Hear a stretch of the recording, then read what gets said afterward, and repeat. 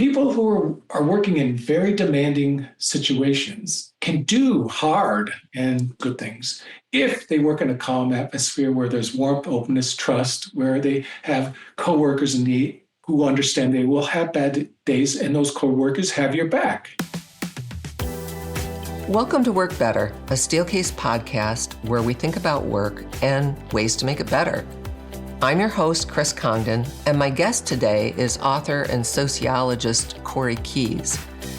You might have heard of Corey because of his book called Languishing: How to Feel Alive Again in a World That Wears Us Down, which I think sounds like a must-read book right now. Earlier, he also wrote a book called Flourishing: Positive Psychology and the Life Well Lived. Corey's latest research is showing that people are much more likely to languish when they're at work than when they're at home in their personal lives. And that's a challenge for today's workplace. Corey says that flourishing requires a lot more than just not having mental health issues, and that work can actually help us. Feeling a sense of belonging, community, a sense of purpose, and finding meaning can go a really long way to benefit our overall mental health. Here's my conversation with Corey. Corey, thank you so much for joining us at Work Better today. Wonderful to be here with you, Chris. Well, Corey, I'm really interested in talking with you about two of your books, and they feel very much like they're kind of two sides of the same coin, so to speak. So you've written a book called Flourishing, and most recently you've written a book called Languishing. And there's a lot of conversation going on about languishing right now.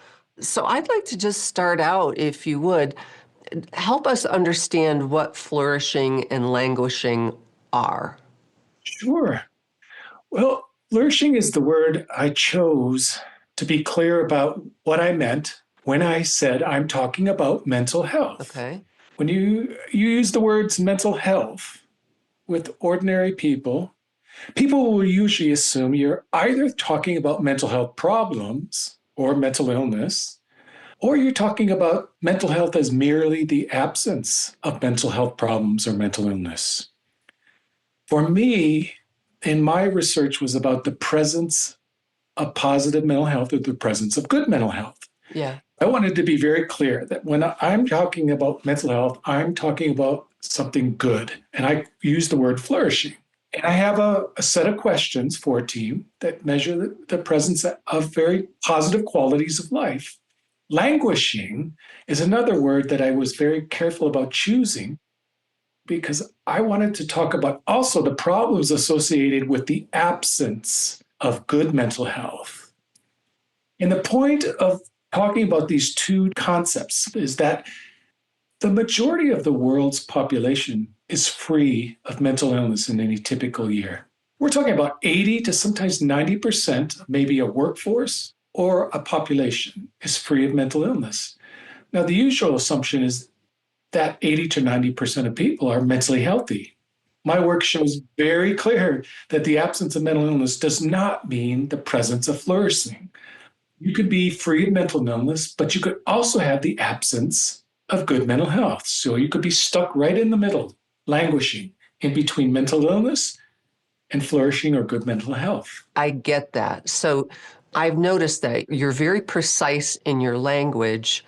For example, languishing doesn't necessarily mean I'm suffering from depression or anxiety when you talk about mental illness, but I may still not be flourishing. Just because I'm not depressed or don't have anxiety doesn't mean that I'm flourishing.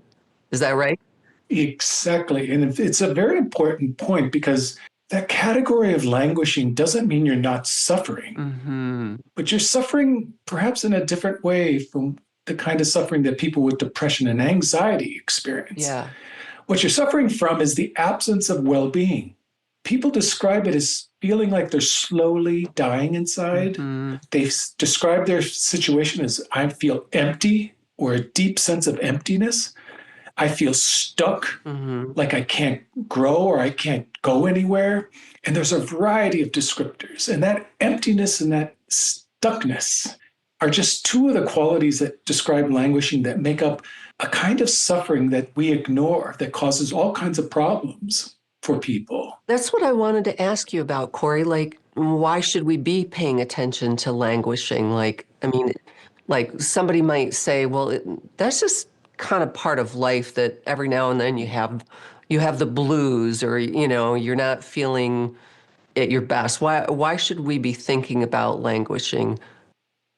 Well, it's true that it doesn't necessarily mean that you're going to be languishing for a long period of time. Now, I want to make the distinction between languishing where it comes and goes and you respond to it effectively. Okay. The way I like to think about it, Chris, is languishing is sort of like an existential alarm clock that goes off, much like our alarm clock in the morning that tells us to wake up, right? Yeah. And be aware and get ready and do something. Well, existentially, languishing is a feeling that comes on when you started to lose really good things in your life, like a purpose in life, a sense of belonging and contribution.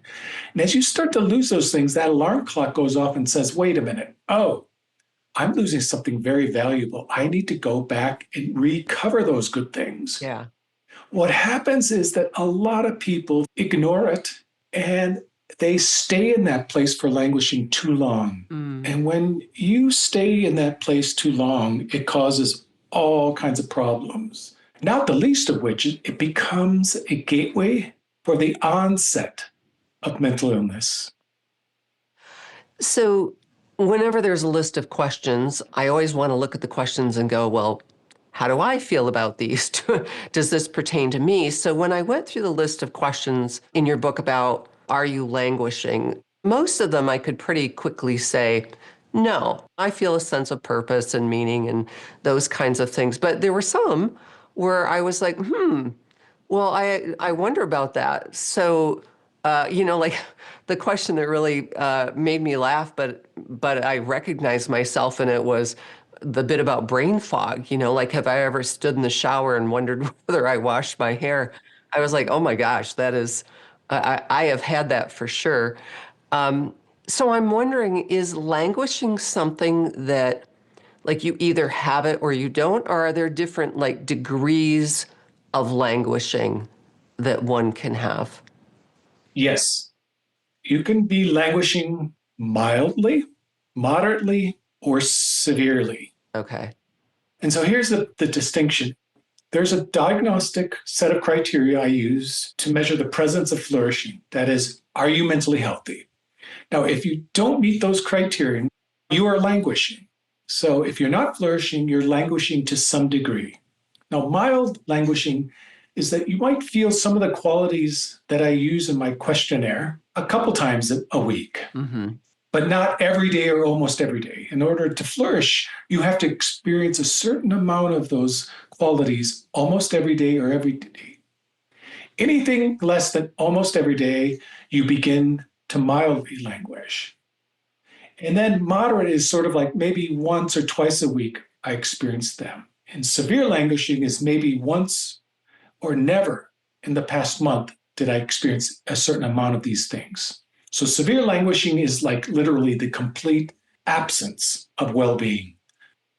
Corey, could you give us just a couple examples of some of those flourishing indicators?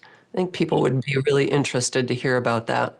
Sure. Well, first set of questions I ask have to do with feeling good, emotional well-being. And I ask people, have you felt happy, satisfied, or interested in life? Okay. You can answer that from never in the past month to every day or somewhere in between. Right. To flourish, you have to have just one of those three: happy, satisfied, or interested in life almost every day or every day. Then I ask 11 questions that get at what I call functioning well, 5 of which have to do with social well-being. So for instance, how often did you feel that you had something important that you were contributing to society, or in this case, your workplace? We call that social contribution. How often did you feel that you belonged to a community? We call that integration. That's just 2 of the social well-being. Yeah. And then there's 6 questions about psychological well-being. How often did you like most parts of your personality? How often did you have warm, trusting relationships with others? And last, how often did you feel that you were confident to think and express your own ideas and opinions? Those are just 3 of the 6 psychological well-being. Now, to flourish, you have to have 6 out of any of those 11 almost every day or every day. So flourishing is a combination of feeling good about your life, where you're also functioning well with purpose, belonging, contribution, and so forth. Right. So I think you said something that's worth distinguishing there a little bit between feeling and functioning. Can you talk about that a little bit? Because I know in Languishing you wrote, don't be fooled by your feelings. So can you pull that apart for us a little bit, that difference between feeling and functioning? Yeah, the feeling stuff is where we have spent, the research literature, Mm-hmm. and people who often talk about well-being, that's what they're really referring to.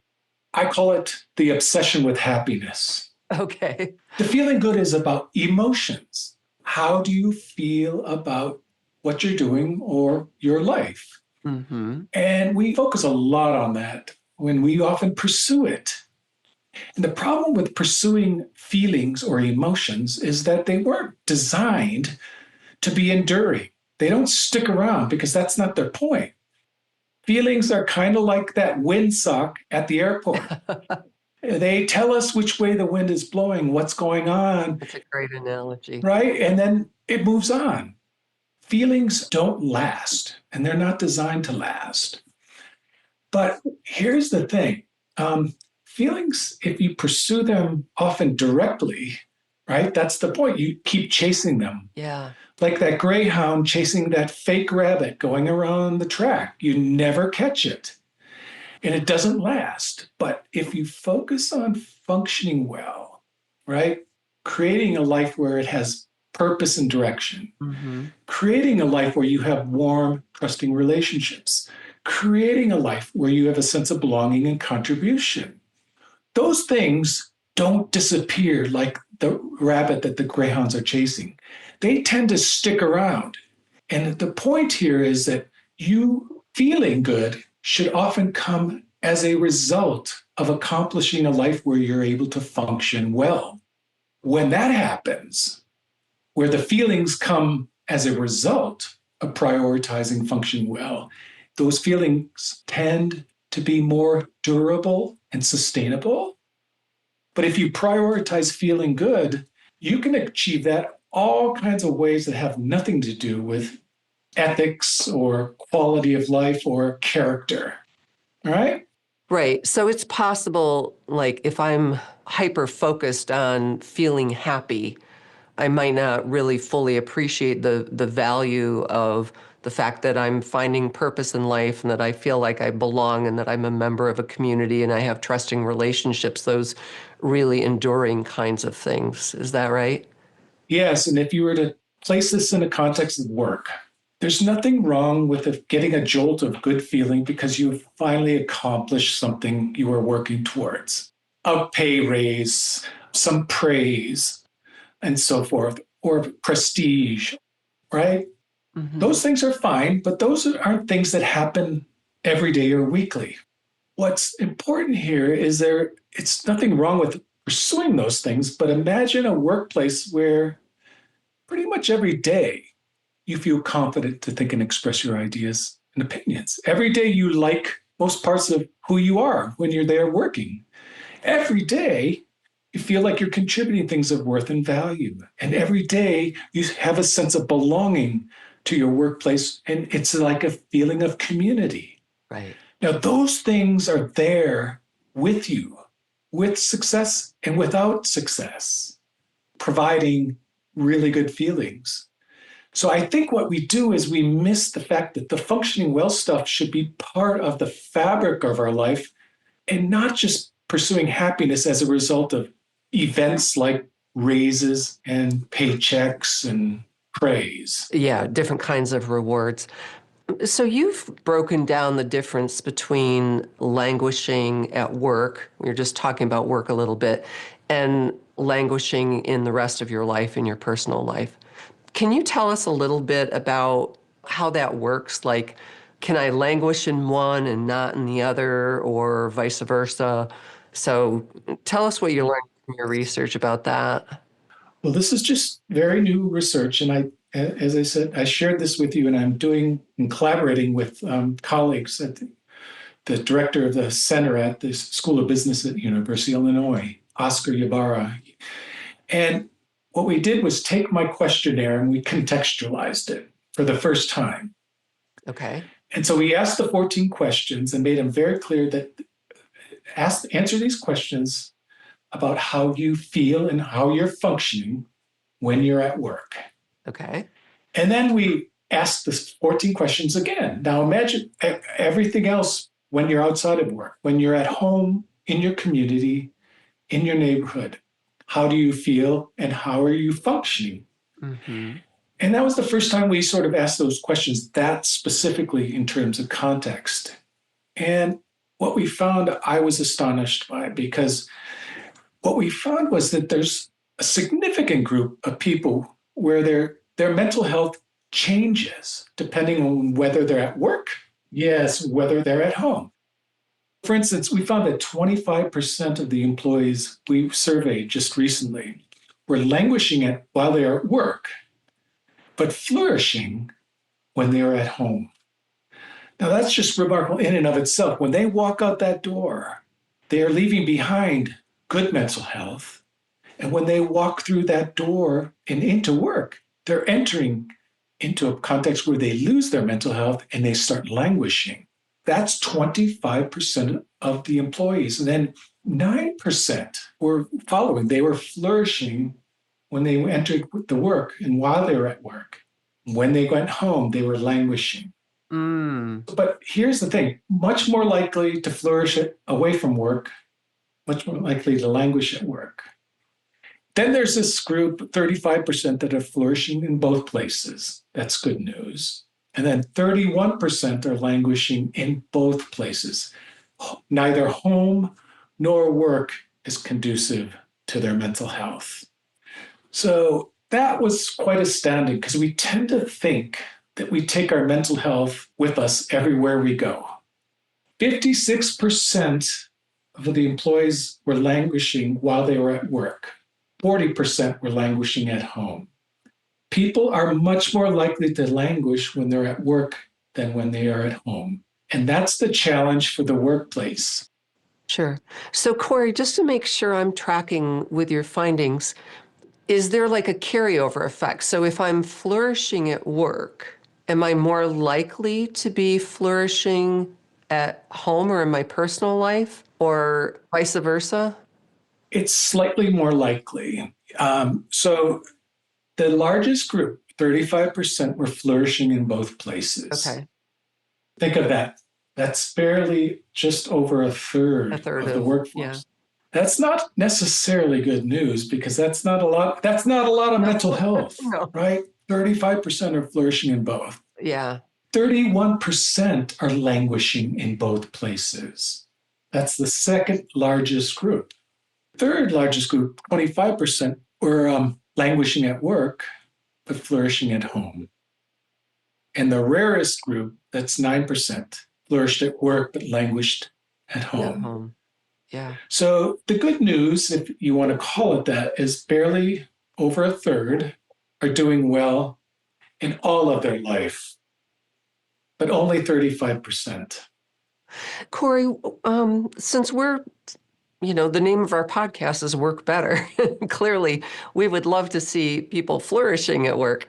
Do you have some advice, some suggestions that our listeners can take away and say, like, how can we help people move from languishing at work to flourishing? Well, yes. There's a study that I wrote about in my recent book, and it was a study done by some medical doctors at University of California, San Francisco. And they looked at 3 specialties that were among the most challenging and stressful. Mm-hmm. And those specialties were emergency medicine, general surgery, and obstetrics and gynecology. Now, they chose them, of course, because those are 3 of the demanding specialties. Sure. Really demanding. Yeah. Yeah. And what they found was whether these doctors were languishing or flourishing had nothing to do with the level of stress they were experiencing. What really mattered was the atmosphere. I'm going to use the word atmosphere generally. And here's how they measured it. They asked people whether they were working in a calm atmosphere. Okay. Second was, are you working in a place where there's interpersonal warmth, openness, and trust? Third, do you have a workplace where your coworkers understand that you will have bad days? And fourth, do you have coworkers who are there for you, who will support you when you need it, especially when you have bad days? Those four qualities of your work atmosphere were far more predictive of whether you were languishing or flourishing. So people who are working in very demanding situations can do hard and good things if they work in a calm atmosphere where there's warmth, openness, trust, where they have coworkers who understand they will have bad days, and those coworkers have your back. But you're much more likely to languish as a result of being under a lot of demands and adversity when you don't have those things going for you. My recommendation is that workplaces need to understand that they need to create that kind of, I'll call it, supportive atmosphere and environment. Our vocabulary might be slightly different, Corey, but we've been thinking a lot about how to create a sense of community at work. And when I listen to the things that you're describing, things like trust or feeling like people understand you're going to have good days and bad days, and those kind of attributes feel like that's part of a culture that organizations can actually try to foster to be able to help people move from languishing and start getting them over to flourishing. I want to problematize a little bit of just calling it culture. Okay.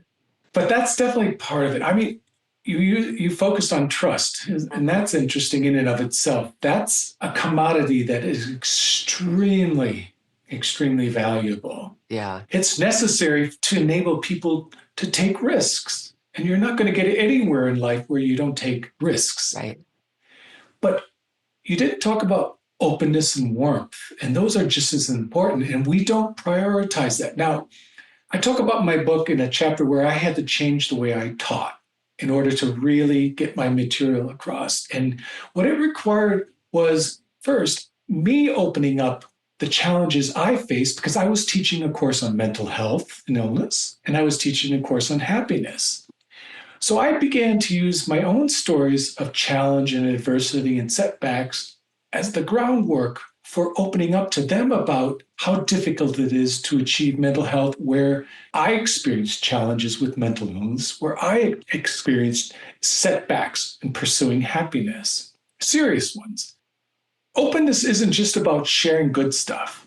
It's about the ability to share the suffering, the vulnerability, the sense of fear sometimes that we are all human, that we all share these things. As soon as I opened up about that, trust flowed out of them because they started trusting me with their stories and each other.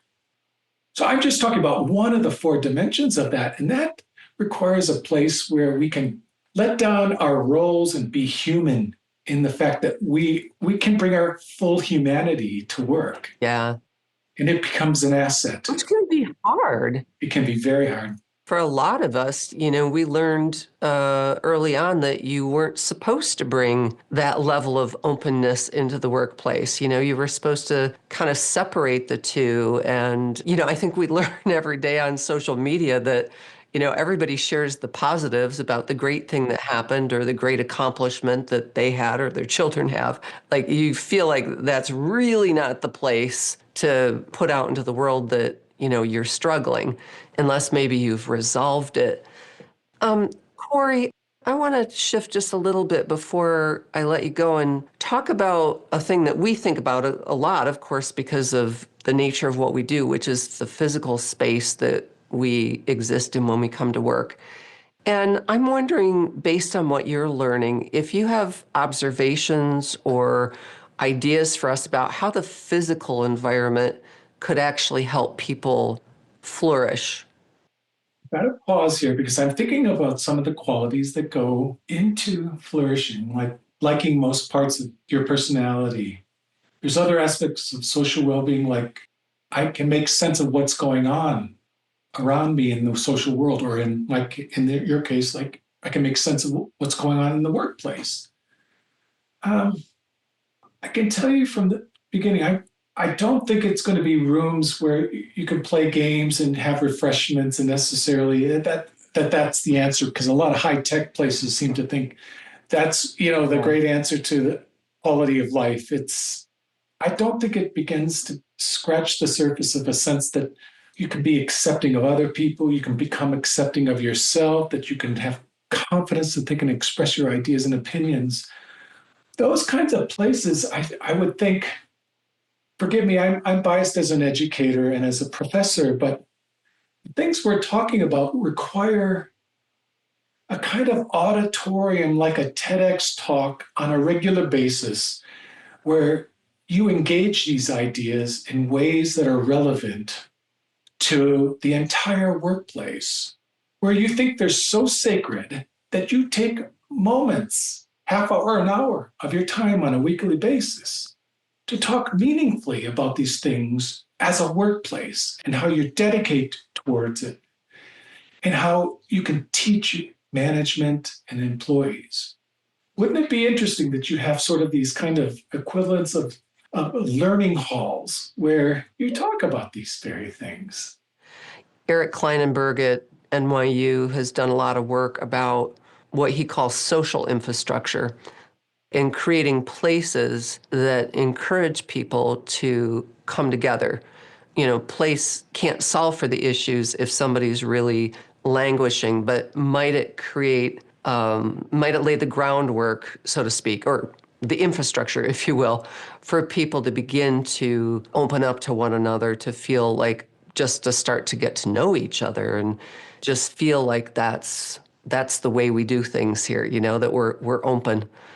Well, I often wonder if you were to take the 14 questions that I use to measure this and imagine having a conversation with your team or an annual review. Mm-hmm. One question I did say that one of that I asked that I find very intriguing: are you being challenged to grow and become a better person? That's personal growth. People who are flourishing often say, almost every day I feel challenged to grow and become a better person. By better person, that means a better kind of person. Now, can you imagine having a conversation with somebody at work about, well, I'm not being challenged to grow and become a better person, and then thinking through, well, how could we add that to your work? What could we do to challenge you to grow? What could we do to challenge you specifically on becoming a better person in this place? Now, maybe there's a physicality to that, but I'd like to think those kinds of conversations happen when you first begin to measure this and realize how many people are languishing in your team. And then you have these meaningful conversations about the workplace. But you can't have them if you don't really think you can do anything about them. Don't even bother, because I would like to believe you could add direction and meaning to people's life at work. Sure. But you have to have that conversation. So if they don't have purpose, I believe for many of them, you could. Now imagine people are walking around your workplace that the things they do don't contribute anything of worth and value to the work. Now, how could that be? You should be having a conversation around that. Yeah. So in part, I think there's a physical nature to this, but you have to want to ask these questions, and you have to be willing to hear the answers.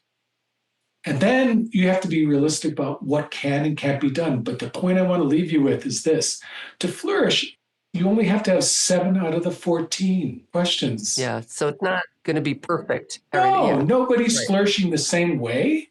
And you don't have to make everything happen for everyone. Mm-hmm. You just have to get them to focus on 6 out of the 11 functioning well that they think can be changed.